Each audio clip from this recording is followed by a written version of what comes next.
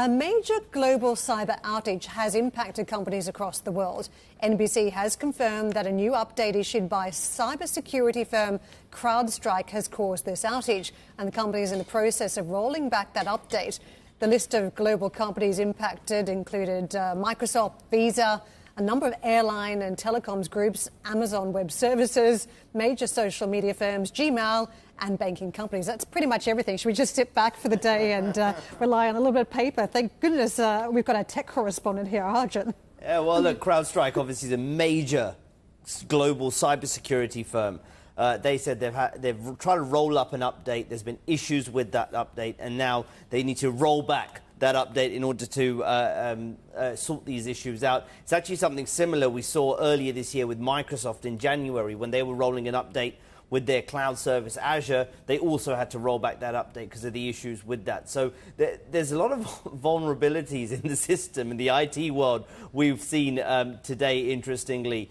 Clearly, we rely on a lot of this technology. And we're feeling it here on the set. And we thought maybe it was just something internally here, but I don't think it is. And I was trying to do some flashes when we've got a lot of earnings breaking this morning, and they really were not coming through the wires. Normally they hit bang on time unless something goes badly wrong. And we've heard from LSEC just in the last few minutes that the London Stock Exchange has announced it is also experiencing a global technical issue preventing news from being published. It does say, however, that the stock exchange will continue to operate as normal. So if you're looking for breaking news in many ways this morning on companies, you have to go to the actual websites themselves.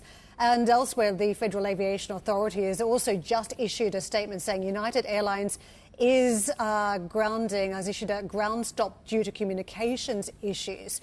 Man versus machine moment, it seems. And you and I are talking about what could go wrong if the gremlins are in charge. And it feels like all these tech issues have really come to the mix today. We've been talking so much about all this great new technology, just how smart AI is, just how dumb AI is, one of the other two narratives at any given point.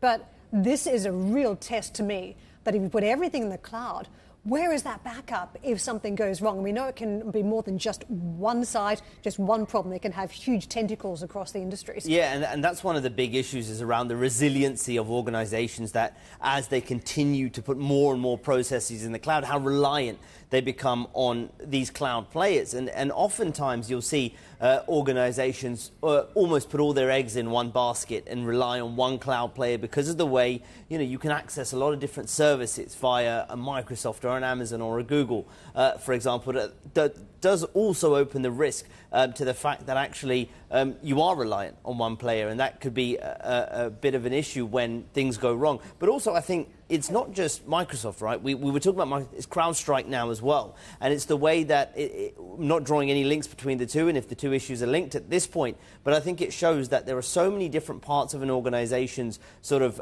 tech stack, as it were, these days, multiple different parts of it, whether it's on the cloud front and those services, whether it's on cybersecurity or elsewhere, that if one of those things goes down, it does create a big problem globally to the point where, businesses just can't run. Yeah, it makes me think of two things. Number one, you wouldn't do it when it comes to physical products, rely on one supplier. Why are we doing it when it comes to software as well? On the other point that you just raised around whether systems talk to other systems, interoperability. If you have closed systems and one goes down, there's no ability to have a backup that simply just steps in, right? Yeah, absolutely, yeah.